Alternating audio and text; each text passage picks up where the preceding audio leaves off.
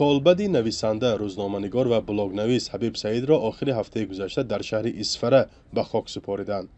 او بیشتر از 30 سال در ولایت ارنبورگ روسیه زندگی می‌کرد و روز 20 ینور همانجا در 71 سالگی درگذشت.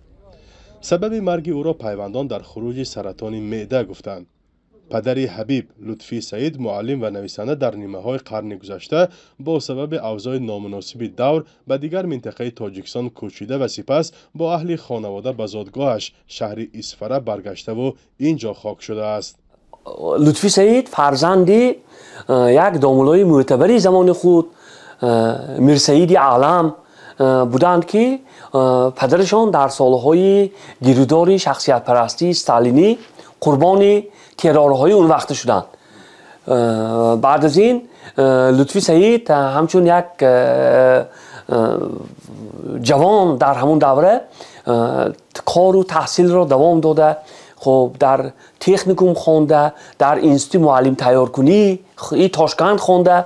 خب از روی معلومات ها با راحت به دیهه اسکیچی دره الماسی حصار رفته در اونجا چندین سال زندگی کردند.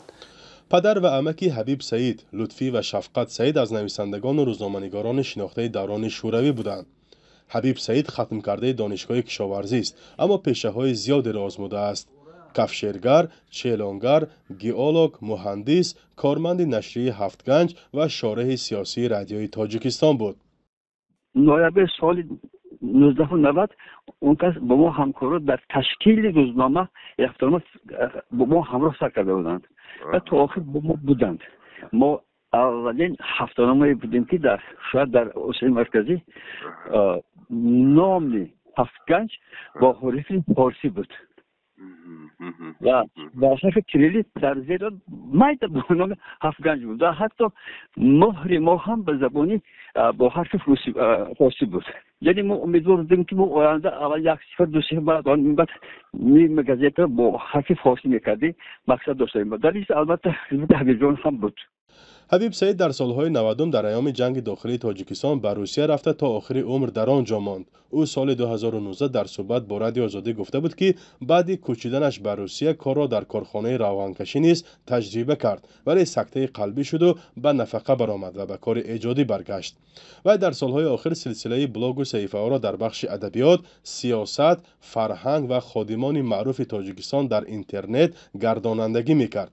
در صحیفه او در یوتیوب موسیقی و گفتار و نوارهای نادر از دوران شوروی سابق جا یافتند.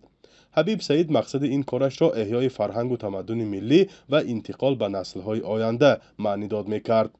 تقریبا رادیو تاجیکستان 11000 روی دارد، ثبت دارد. اینا همش فرمتی باید گذرانده لازم. MP3 با چون که نابود نشود. بسیار ریسپوبلیکا برمحل همه ثبتشون رو باید گذرانده که از نابود شوی نگاه دارن. ما رفته ای شده است اینو نیت سوز. نه همه با فکرم نمی صفحه با فرمتی MP3 گذرانده. بعد مثلا کاری که با طرز کرونا بسیارش نابود شده است. این چیزهای حاضر هیچ کسی استفاده نمیبرن. بسیار برآورده نمی‌کنه.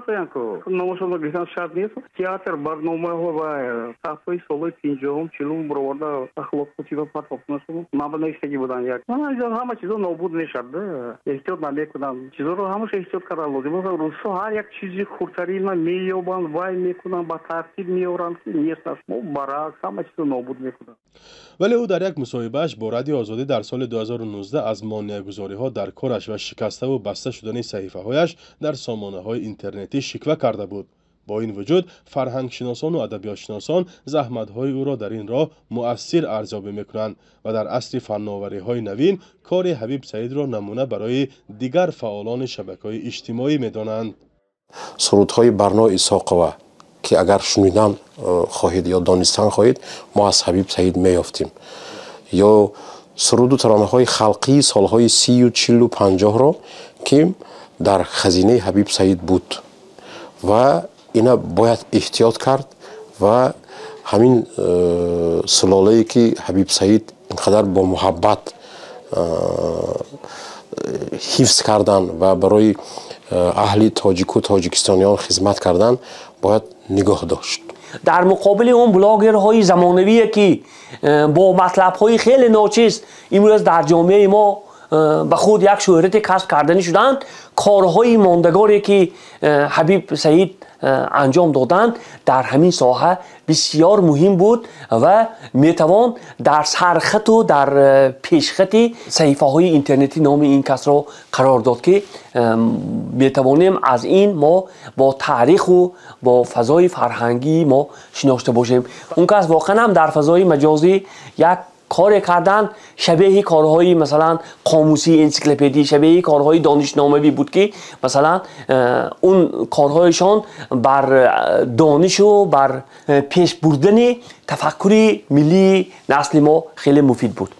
سبحان اعظمزاد میگوید سبک نوشتاری حبیب سعید برگرفته از اثرهای پدرش بود و از خود آثار گرانبهای نثری باقی مانده است.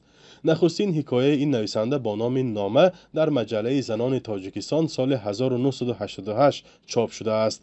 نثر او ژانرهای مختلفی حکایه، نوله و فانتاستیک را در بر میگیرد. نخستین کتابش با نام آدم صورتی که صبحگاهان پیدا می شود سال 1992 در نشریات عرفان به چاپ رسیده است. پس از هجرت به روسیه به زبان روسی نیز اثرها ایجاد کرده است. همین نوشته های لطفی سعید در ادبیات شناسی ما به یک تعبیر کردن ممکن است نثر بوکالیکی. بوکالیکا این اصطلاح یونانیه که افادهگری نثر دهات است. یعنی این بوکالیکا با اون معناست که حیات دهاتیان، مخصوصیت زندگی دهه بسیار روشن و روان در اثرهای لطفی سعید تصویر یافته است. مثلا در برابر این همین گونه سبک و افاده ها را من فکر میکنم در نوشته های حبیب سعید هم میتوان پیدا کرد. در اثرهایشان حیات و روزگاری مهاجران را هم به قلم آوردن، تصویر کردند. همکسبان، روزنامه‌نگاران و منقدان ادبیات و فرهنگشناسان میگویند حبیب سعید در جاده ایجاد نقشه و آرمان‌های زیاد داشت که با خود برد. فرزان محمدی، رادیو آزادی شهر اصفهان.